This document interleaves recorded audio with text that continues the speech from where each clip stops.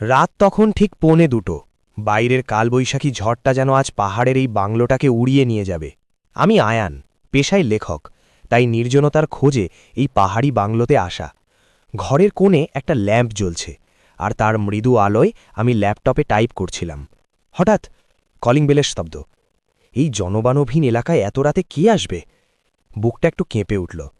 দরজা খুলতেই থমকে গেলাম। সামনে একটা মেয়ে, বৃষ্টিতে ভিজে ওর পরনের সাদা কুর্তাটা শরীরের সাথে লেপ্টে আছে। ওর গায়ের ফর্সা রংটা বৃষ্টির জলে ধুয়ে যেন আরও উজ্জ্বল দেখাচ্ছে। ওর মায়াবী চোখ দুটো জলে ভেজা, কিন্তু তাতে একটা অদ্ভুত জেদ। আপনি কে? এই ঝড়ের রাতে এখানে কি করছেন? মেয়েটি কোনো উত্তর দিল না। ধীর পায়ে ভেতরে ঢুকে এলো।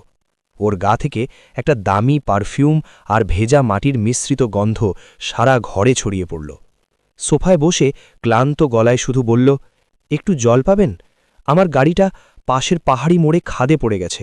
আমি একা, খুব ভয় করছিল। আমি ওকে জল দিলাম, আর ভেজা চুল মোছার জন্য একটা শুকনো টাওয়াল। ও যখন চুল মুছছিল, আমি ওর দিকে না তাকিয়ে পারলাম না।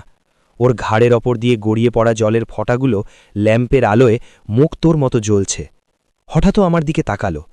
সেই চোখে এমন এক টান ছিল যে আমি স্থির থাকতে পারলাম না। আমি ফায়ারপ্লেসে আগুন জ্বালিয়ে দিলাম। ও ফায়ারপ্লেসের পাশে এসে দাঁড়ালো। আমি ওর ঠিক পেছনে। মায়া হঠাৎ আমার দিকে ঘুরল। ওর ভেজা হাতটা আমার গালের ওপর রাখল। ওর আঙুলগুলো বরফের মতন ঠান্ডা, কিন্তু ওর চোখের চাহনিতে আগুনের তেজ। ও ফিসফিস করে উঠল, আপনার এই বাংলোটা খুব সুন্দর, ঠিক যেমনটা আমি স্বপ্নে দেখেছিলাম। আমি ওর খুব কাছে এগিয়ে গেলাম। আমাদের নিঃশ্বাসের শব্দগুলো একে অপরের সাথে মিশে যাচ্ছিল। ওর ঠোঁটের কোণে একটা রহস্যময় হাসি। আমি ওর কোমরে হাত রাখলাম, অনুভব করলাম ওর শরীরের কম্পন। সেই বৃষ্টি ভেজা রাতে আমরা দুজনেই ভুলে গিয়েছিলাম বাইরের জগতের কথা। এক অদ্ভুত ঘোরের মধ্যে আমি ওকে নিজের দিকে টেনে নিলাম। ওর ঠোঁটের স্পর্শে যেন সারা রাত ঝরতে থাকা বৃষ্টির তৃষ্ণা মেটাতে চাইলাম। রাত বাড়ছে। মায়া আমার কাঁধে মাথা দিয়ে শুয়েছিল। আমি ওর চুলে বিলি কাটতে কাটতে হঠাৎ থমকে গেলাম। মায়ার গলার ঠিক নিচে একটা অদ্ভুত দাগ, একটা কাঁচের টুকরো যেন গেথে আছে চামড়ার ভেতরে। মায়া, তোমার এখানে এটা কিসের দাগ? রক্ত বেরোচ্ছে না কেন? মায়া কোনো উত্তর দিল না। ও শুধু হাসল। সেই হাসিটা আর মায়াবী ছিল না, কেমন যেন শীতল। ও উঠে দাঁড়িয়ে জানলার দিকে এগিয়ে গেল। বাইরে তখন ঝড় থেমে গেছে। এক ফালি চাঁদ উঠেছে মেঘের ফাঁক দিয়ে। ও বলতে শুরু করল, আয়ান, তুমি কি জানো, আজ থেকে ঠিক 1 বছর আগে এই বাংলোতেই একটা দুর্ঘটনা ঘটেছিল। এক তরুণী তার প্রেমিকের জন্য অপেক্ষা করতে করতে পাহাড়ি রাস্তায় গাড়ি দুর্ঘটনায় মারা গিয়েছিল। আমার মেরুদণ্ড দিয়ে একটা ঠান্ডা স্রোত বয়ে গেল। তুমি তুমি এসব কি বলছ?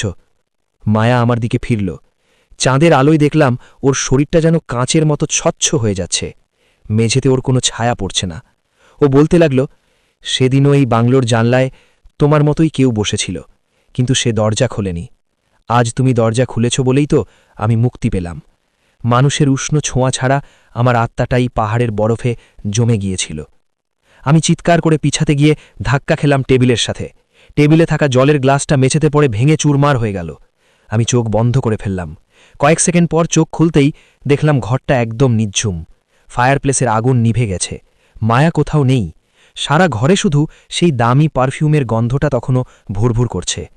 আমি জানলার দিকে তাকালাম। জানলার কাঁচের গায়ে বৃষ্টির ফোঁটাই একটা আঙুল দিয়ে লেখা, ধন্যবাদ দরজাটা খোলার জন্য। সকালে যখন ঘুম ভাঙল, ভাবলাম হয়তো সবটাই স্বপ্ন, কিন্তু সোফার দিকে তাকাতেই আমার বুকটা ধক করে উঠল। সোফার ওপর রাখা টাওয়ালটা তখনও ভিজে, আর ঠিক তার পাশে পড়ে আছে একটা পুরনো আমলের সোনার নুপুর।